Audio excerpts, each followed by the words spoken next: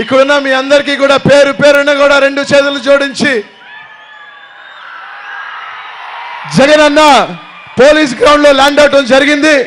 ఇక కేవలం 10 నిమిషాల్లోనే ఇక్కడ ఉంటారన్న మీ అందరికి కూడా తెలియజేస్తున్నానన్న. దయచేసి ఎండైనా కూడా ఇంతమంది ఈరోజు మీరు జగన్ అన్న కోసం వేచి ఉన్నారు. మీ అందరికీ కూడా ఒకటే చెప్తా ఉన్నామన్నా, రేపు 11 జరిగే ఎన్నికలు జగన్ అన్ననే ముఖ్యమంత్రిని చేసుకునే ఒక మంచి అవకాశం. ఈ రాష్ట్ర భవిష్యత్తు జగన్ అన్ననే ముఖ్యమంత్రిని చేసుకునే ఒక అవకాశం కేవలం 7 రోజుల్లోనే మనం ఉందని చెప్పి తెలియజేస్తున్నా. మనందరి కష్టం, ఈ రాష్ట్ర ప్రజల భవిష్యత్తు ఇంకా కేవలం 7 రోజులు మాత్రమే ఉందని చెప్పి మీ అందరికి కూడా తెలియజేస్తున్నా. అందరినీ కూడా ఈ 7 రోజుల పాటు మన అందరం కూడా అప్రమత్తంగా జాగ్రత్తగా ఉండి ప్రతి ఒక్కరం కూడా జగన్ అన్నకి ఓటు వేసుకుందామని చెప్పి మీ అందరికి కూడా తెలియజేస్తున్నా అన్న. మీ అందరినీ ఒకటే కోరుతా ఉన్నాం, మీ అందరి ఆశీస్సులు జగన్ అన్నకి ఒక్క అవకాశం ఇద్దాం. ప్రతి ఒక్కరిని కోరుకుంటున్నాం, ఒక అవకాశం జగన్మోహన్ రెడ్డి గారికి ఇచ్చుకొని ముఖ్యమంత్రిని చేసుకుందాం అని చెప్పి మీ అందరికీ కూడా తెలియజేసుకుంటా ఉన్నా. ఈరోజు ఎంతోమంది ముఖ్యమంత్రులను చూసిన మీరు ఈరోజు జగన్ అన్నని సువర్ణ అవకాశం ఈరోజు మన ముందుంది. కేవలం 7 రోజులు మాత్రమే అని చెప్పి తెలియజేస్తున్నా అన్న. ఈరోజు ఇంకో మాట చెప్తా ఉన్నాను, మీ అందరికీ తెలుసు నా మీద పోటీ చేస్తున్న అభ్యర్థి ఎవరు అనేది. మంత్రి నారాయణ గారు. అన్నా నేను ఒకటి అడుగుతా ఉన్నా, ఇదే మంత్రి నారాయణ గారు 4 సంవత్సరాల 10 నెలల పాటు మంత్రిగా ఉన్నాడు. ఎప్పుడైనా మనకి కనిపించాడా అని అడుగుతా ఉన్నానన్న. ఆయనకున్న విద్యా సంస్థల్లో ఏ రోజైనా ఎవరికైనా కానీ ₹1 అయినా తగ్గించాడా? నారాయణ హాస్పిటల్స్కి వెళితే ఏ రోజైనా పేదవాడికి ₹1 తగ్గించాడని అడుగుతా ఉన్నా. నారాయణ కాలేజ్కి వెళ్తే, హాస్పిటల్కి వెళ్తే 2000 3000 తగ్గినా చనిపోయిన కుటుంబాలు ఎవరైనా బాడీని ఇవ్వమంటే కూడా ₹3000 సరే కట్టందే బాడీ హాస్పిటల్ ఉందంటే అది నారాయణ కాదా అని అడుగుతా ఉన్నానన్న. ఈరోజు మిమ్మల్ని అందరినీ అడుగుతా ఉన్నా, వాళ్ళు చెప్తున్నారు 100 కోట్లు పెడతాం, 50,000 సెల్ ఫోన్లు ఇస్తాం, కుంకుమ బర్రెలు ఇస్తాం, నేను డబ్బుతో కొంటానని. ఈరోజు నా దగ్గర డబ్బు లేదు, కానీ జగనన్నను అభిమానించే ప్రతి గుండె, రాజశేఖర్ని అభిమానించే ప్రతి గుండె ఈరోజు నా వెంట ఉంది. ప్రజలు నా బలం నా వెంట ఉందని చెప్పి తెలియజేస్తున్నా. 5 సంవత్సరాల పాటు జగనన్నకి ఒక నమ్మకమైన సైనికుల్లా పనిచేశా. నెల్లూరు నగర ప్రజలకి పొద్దున్న లేసే ప్రతి ఒక్కరికి గడప తొక్కుతూ మీ అందరి ముందు ఉన్నా. ఈరోజు మీ అందరి ముందు ఒకటే అడుగుతున్నానన్నా, నా జీవితం 10 సంవత్సరాల పాటు మీ మధ్యలో గడిపా. ఈరోజు ఒక డబ్బున్నాడు వచ్చి డబ్బుతో నేను కొంటాను, ఈరోజు నేను డబ్బుతో గెలుస్తానని చెప్తా ఉన్నాడు. నా జీవితం మీ చేతుల్లోనే ఉంది, మీ ఆశీస్సుల చేతుల్లోనే ఉందని చెప్పి తెలియజేస్తున్నా. నన్ను నాయకుడిగా ఈ రాష్ట్రంలో పెంచుతారా దించుతారా కూడా నెల్లూరు నగర ప్రజలు మీ చేతుల్లో మీ దీవెనలోనే ఉందని చెప్పి మీ అందరినీ కూడా కోరుతా ఉన్నానన్న. నాకు తెలిసిందల్లా ఒకటే, పొద్దున్న లేస్తే ఏదో ఒక ప్రాంతంలో తిరుగుతాం, ఎవరో దగ్గర కడుపు కడుగుతాం. ఇక్కడున్న ప్రతి ఒక్కరిని కూడా అడుగుతా ఉన్నానన్న, ఈరోజు తెలుగుదేశం పార్టీ నాయకులు కానీ ఎవరు కూడా ఈరోజు నా మీద ఒక అవినీతి మచ్చ కూడా వేయలేకపోతున్నారు అంటేనే 5 సంవత్సరాలు నిజాయితీగానే బ్రతికాను, మీ మధ్య గడిపాను, మీతో ఉన్నా. ఇక్కడ వైఎస్ఆర్ కాంగ్రెస్ పార్టీలో ఎమ్మెల్యేల కన్నా కూడా సోదరులుగా, బిడ్డగా, మీ అన్నగా, మీ తమ్ముడిగా బతికాను 5 సంవత్సరాల పాటు. ఈరోజు ఒక మాట అడుగుతా ఉన్నా, తెలుగుదేశం పార్టీ నాయకులు నారాయణ గారికి ఓటు ఏమని అడుగుతున్నారన్నా? నారాయణ సార్ సార్ సార్కి ఓటేమని అడుగుతా ఉన్నారు. కానీ ఇక్కడ మీ బిడ్డకి, మీ తమ్ముడికి, మీ అన్నకి, మీ స్నేహితుడికి ఓటు అడుగుతా ఉన్నారు. అక్కడ గులాంగిరి ఉంది, ఇక్కడ ఆప్యాయత ఉందని చెప్పి మిమ్మల్ని అందరినీ కూడా అడుగుతా ఉన్నా. సాయం చేయండి అన్న. నా జీవితం ఈరోజు మీ అందరు కూడా చూస్తున్నారు, ఎక్కడికి పోయినా 5 అంటున్నాడు, 10 అంటున్నాడు ఓటుకి. మన డబ్బే అది, ఇళ్ల పేరు మీద దోచుకున్న డబ్బేదంతా కూడా 300-400 కోట్ల రూపాయలు దోచుకున్న డబ్బేదంతా కూడా ప్రతి రూపాయి కూడా కక్కించుకుందాం, మన డబ్బును మనం వెనక్కి తీసుకుందాం, తీసుకొని ఫ్యాన్ గుర్తు మీద ఓటు వేసుకుందాం అని చెప్పి మీ అందరికీ కూడా తెలియజేస్తున్నానన్న. మీ దీవెనలు ఆశీస్సులు ఇవ్వాలా, జగనన్నకి సాయం చేయండి, మాకు సాయం చేయమని అడుగుతా ఉన్నా. ఈరోజు నిన్న రోజులు చూస్తూ ఉన్నాం, ఎంత దిగజారిపోయాడంటే ఆ మంత్రి నారాయణ. ఓటమి భయం అతని కళ్ళల్లో కనిపిస్తుంది, అతనిలో ఒంట్లో కనిపిస్తుంది. కాబట్టే 2 రోజుల నుంచి నేను ఎప్పుడో 1.5 సంవత్సరం క్రితం ఒక కార్యకర్తల సమావేశంలో నేను మాట్లాడిన మాటలు, ఒక యుద్ధానికి సంబంధించి సైనికుడు వెళ్ళి ఆ సైనికుడు ముందు కేవలం ఒక సైనికుడు యుద్ధానికి పోతే అతనికి సైనికుడికి ఉన్నది రెండు మాటలే ఉంటాయి, చచ్చిపోవటమా చంపడమా అయ్యే ఉంటాయి. కాబట్టి ఆ విధంగా మనం పోరాటం చేయాలి. నేను సంవత్సరం క్రితం మాట్లాడితే దాన్ని తీసుకొని వచ్చి వాళ్ళ ఎల్లో మీడియాతో నేను ఎన్నికల్లో మాట్లాడాలని చెప్పి తప్పుడు ప్రచారం చేయిస్తూ దిగజారుడు రాజకీయాలు చేస్తూ భయంతో ఎన్నికలు చేయాలంటే నేరుగా పోట్లాడుకుందాం మగాడిలాగా, వెనక నుంచి చిల్లర రాజకీయాలు కాదని చెప్పి తెలియజేస్తా ఉన్నా. వాళ్ళు చెప్తున్నారు రోజుకొకటంట. నేను పాత పేదల కోసం 5,000 ఇళ్ళు కొట్టాడుతుంటే నేను ఐఏబీ మీటింగ్లో నారాయణ నిలదీసింది రోజుకొక వీడియో వేస్తారంట. రోజుకొకటి కాదు, గంటకొకటి వేసుకోమని చెప్తా ఉన్నా. నీకు చేతనైతే నీ ఎల్లో మీడియా తర్వాత 24 గంటలు వేసుకో, నాకు ఇబ్బంది లేదు. నెల్లూరు నగర ప్రజలు నన్ను నమ్ముతారని చెప్పి తెలియజేస్తా ఉన్నా. నీలాగా 80 మంది పసిబిడ్డలు నీ కాలేజీలో చచ్చిపోయారు. నేను అడుగుతున్నా, ఒక్క కుటుంబానికి తల్లిదండ్రులు నువ్వు ప్రోత్సహించావని అడుగుతాను, వెళ్ళి ఓదార్చావని అడుగుతా ఉన్నా. ఒక్క కుటుంబానికి వెళ్ళి ఓదార్చావా? లే. నువ్వో మానవత్వం గురించి నాకుతో మాట్లాడుతున్నావు అని అడుగుతున్నా. ఈరోజు నేను అడుగుతున్నా, నీకు 2 కూతుర్లు ఉన్నారు. నీ కూతుర్ల కన్నా ఒక చిన్న అమ్మాయి 21 సంవత్సరాల అమ్మాయి 3 సంవత్సరాల క్రితం నీ మెడికల్ కాలేజ్లో చచ్చిపోయింది. నువ్వు మంత్రిగా ఉన్నావు. అప్పుడు నువ్వు మంత్రిగా అదే క్యాంపస్లో ఉన్నావు. నీ ఇంటి పక్కన 100 మీటర్లు కూడా లేదు, 100 అడుగుల దూరంలో ఆ బిడ్డ చచ్చిపోయింది. నువ్వు మంత్రిగా ఉన్నావు, ఆ రాత్రి అక్కడే ఉన్నావు. ఆ కూతుర్ని పోయి చూసావా? ఆ బిడ్డని పోయి నువ్వు చూసావని అడుగుతా ఉన్నా. నీకున్న కూతురు కన్నా చిన్న వయసు ఆడపిల్ల నీ కాలేజీలో చచ్చిపోతే కనీసం పోయి చూడని మృగం నువ్వు అని అడుగుతా ఉన్నా. నువ్వో మానవత్వం గురించి మాట్లాడుతున్నావు. ఒక్కసారి ఆలోచన చేయండి అమ్మా. ఇట్లాంటి వ్యక్తులా మనకి చేసేది. ఒక బిడ్డ చనిపోతే కేవలం 2,000 రూపాయలు కూడా తగ్గించకుండా బాడీ మనిషి మనకి సాయం చేస్తాడు. 100 అడుగుల దూరంలో నీ కాలేజీలో ఒక ఆడబిడ్డ చనిపోతే కనీసం చూడనే వాళ్ళ మనకి చేస్తారు. ఒక్కసారి ఆలోచన చేయండి. ఆ 80 మంది బిడ్డల్లో మన బిడ్డ ఉంటే ఓటేస్తావా నారాయణకి? ఆ కూతురు ఆడబిడ్డ చనిపోయినట్టు నా బిడ్డ నీ బిడ్డ చనిపోయింటే ఓటేస్తావా నారాయణకి? ఆలోచన చేయండి అమ్మా. డబ్బు ముఖ్యం కాదు. ఈరోజు డబ్బు ఉంటుంది, రేపు పోతుంది.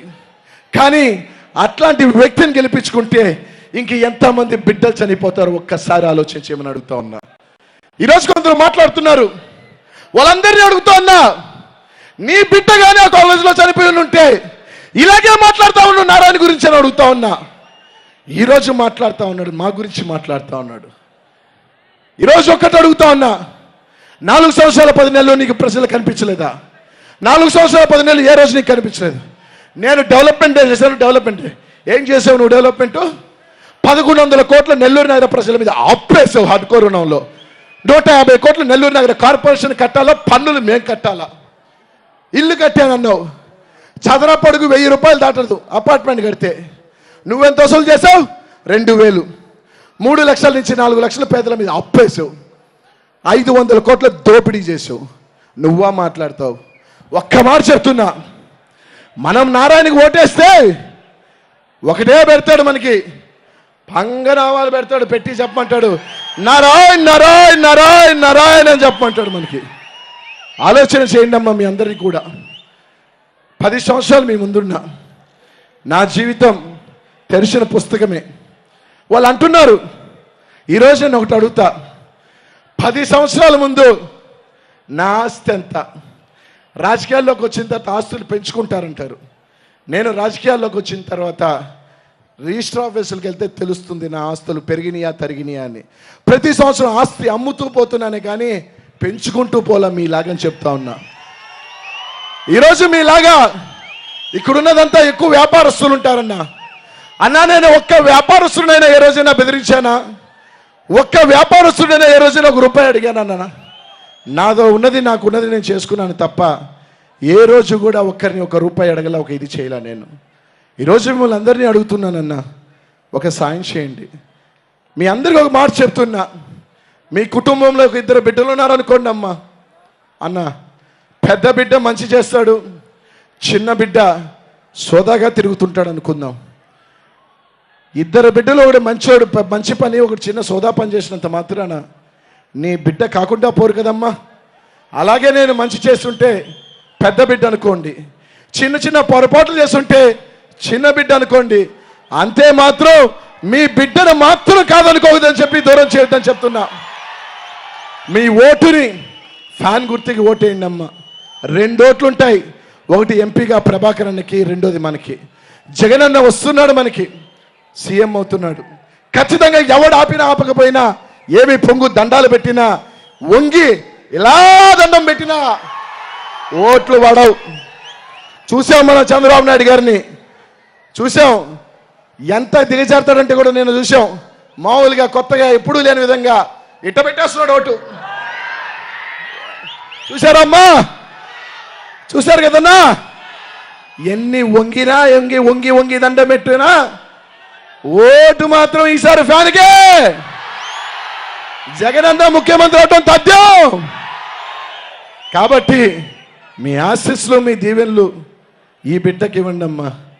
ఈరోజు మీరు చూస్తున్నారు, ఎవడొచ్చినా నా మీదే గురి, ఎవడొచ్చినా నన్నే మాట్లాడిపోతాడు, ఎవడొచ్చినా నా మీదే. ఆ ముఖ్యమంత్రి ఇక్కడ మాట్లాడతాడు, అక్కడ మాట్లాడతాడు, ఎక్కడైనా మాట్లాడతాడు. ఏమంటే అనిల్ కుమార్ గారు, ఏమ్మా ఏన్నా ఎవరినైనా నేను బెదిరించానా? ఎవరినైనా నేను మధ్యస్థం చేశానా? ఇల్లు కూలిపోతుంటే పోయి గొంతెత్తా. 150 కుటుంబాలని సాల్చింతలో తీసేస్తే 20 రోజుల పాటు మీ ఒక్క తెలుగుదేశం పార్టీ నాయకుడు పాదం పెట్టకపోతే 20 రోజుల పాటు 3 పూట్ల భోజనం పెట్టి కంటికి రేపలా కాపాడింది నేను కాదా అని అడుగుతా ఉన్నానన్న. నేనా తెలుగుదేశం పార్టీ నాయకుడు అని అడుగుతానన్న. 700 కుటుంబాలని రైల్వే స్థలంలో ఉన్న వాళ్ళు ఇల్లు తీసేస్తుంటే కోర్టుకు వెళ్ళి వాళ్ళ ఇల్లు ఆపినోని నేనా తెలుగుదేశం పార్టీ నాయకులు అని అడుగుతా ఉన్నానన్న. ఈరోజు మిమ్మల్ని అందరినీ అడుగుతున్నానన్న, నేను చేసే ఎన్నిక నా జీవన మరణ సమస్య ఎన్నిక. మిమ్మల్ని అందరినీ ఒకటే అడుగుతున్నా, సాయం చేయండి అన్న. ఈసారి మీరు చేసే సాయం నా జీవితంలో మర్చిపోలేదు. తప్పకుండా జగనన్న ముఖ్యమంత్రి అవుతాడు. గడప గడపకి వచ్చి మీ అందరు రుణం తీర్చుకుంటానని చెప్పి తెలియజేస్తున్నా. ఇంకా 2-3 నిమిషాల్లోనే జగనన్న వస్తున్నాడు, ఆ ప్రాంతం నుంచి వస్తాడు. ఇంత ఎండైనా మీ అభిమానం నిజంగా నిన్న చూసాం. చంద్రబాబు నాయుడు గారు వస్తే ఖాళీ రోడ్ల మీద చేతులు ఊపుతా పోతా ఉన్నాడు, చూసాం. కానీ ఈరోజు జగనన్న వస్తే దాదాపు 9:30 నుంచి మీరు 12 గంటలు అవుతుంది, మండు టెండ మీరున్నారు అంటేనే నిజంగా జగనన్న భగవంతుడు ఆ సీఎం చేసి మీ రుణం తీర్చుకుంటాడని చెప్పి తెలియజేస్తున్నానన్న. మిమ్మల్ని అందరినీ కోరుతున్నా, మా నాయకుడు జగనన్నకి ఒక్క అవకాశం ఇద్దాం, ముఖ్యమంత్రిని చేసుకుందాం. ఖచ్చితంగా ఈసారి ముఖ్యమంత్రి కొడుతున్నాం మనం, ముఖ్యమంత్రి పీఠాన్ని జగన్మోహన్ రెడ్డి గారు. అట్లాంటి టైంలో నెల్లూరు నగరంలో దీవించాల్సిన బాధ్యత, మీ ఆశీస్సులు మీరు ఇవ్వాలని చెప్పి 2 చేతులు జోడించి మిమ్మల్ని అందరినీ కూడా ప్రాధేయిస్తూ అడుగుతున్నానక్క. ఈరోజు చెప్తున్నారు మంత్రి నారాయణ గారు ఒక ముక్క తీసి అతికిచ్చి అనిల్ కుమార్ ఇలా మాట్లాడాడు, అలా మాట్లాడాడు, ఇలా మాట్లాడాడు అని మాట్లాడతారు. కరెంటు ఎంత దారుణం అంటే అమ్మా, ఇప్పుడే తెలిసింది జగనన్న మీటింగ్కి సంబంధించి కరెంటు తీసేశారంట. అంటే ఎవరు చూడకూడదు జగనన్న మీటింగు. ఎంత దారుణమా! అంత భయవెంతుగా మీకు ఓడిపోతారన్న భయం మీ గుండెల్లో స్పష్టంగా కనిపిస్తుంది.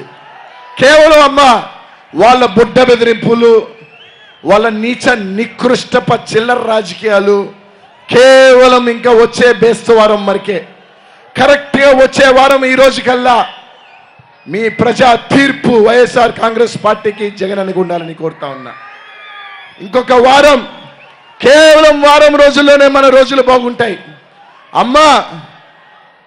మనకింకా ఆ శనిగ్రహం శనీశ్వరులు మనకు వద్దమ్మా. మనం జగనన్నని గెలిపించుకుందాం. ఆ చంద్రబాబు నాయుడు అస్తమిచ్చే సూర్యుడమ్మా, ఇంకా లోపలికి వెళ్ళిపోతున్నాడు. జగనన్న ఉదయించే సూర్యుడు. మీ అందరూ దీవెనలు ఇవ్వాలని చెప్పి కోరుతున్నానన్న. వారం రోజులు కష్టపడదాం. మిమ్మల్ని అందరికీ ఒకటే చెప్తున్నా, 10 సంవత్సరాలు మీరు జగన్ అనుకున్న మీరు ఖచ్చితంగా జగనన్న వచ్చిన తర్వాత ఏదైతే ఇన్ని సంవత్సరాలు మీరు జగనన్నని తన భుజస్కంధాల మీద మోసారో, జగనన్న ముఖ్యమంత్రి అయిన తర్వాత మీ ఆయన భుజస్కంధాల మీద మిమ్మల్ని అందరినీ మోస్తాడని చెప్పి మీ అందరికీ కూడా తెలియజేస్తా ఉన్నానమ్మా. దీవించండి జగనన్నని, వచ్చేసాడు.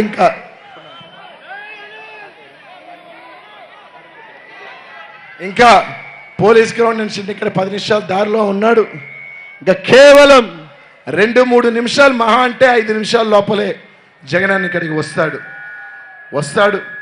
ఇక్కడి నుంచి ఎండలో నిలబడి అన్నారు అందరూ కూడా నిజంగా మీలాంటి వాళ్ళ ఆశీస్సులు, దీవెనలే జగనన్నకి కొండంత అండ.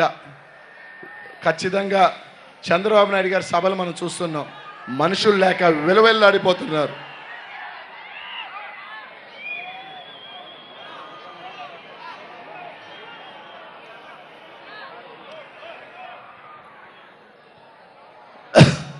ఒక్కసారి అన్న అందరూ కూడా రావాలి జగన్, రావాలి జగన్, రావాలి Jagan, bye bye, bye bye, bye bye. ఎట్టా పప్పు బాయ్ బాయ్ అలే మంగళగిరిలో. మంగళగిరి ప్రజలు పెడుతున్న అట్టా మంగళగిరి ప్రజలు చెప్పేశారు బాయ్ బాయ్ పప్పు, బాయ్ బాయ్ పప్పు అని.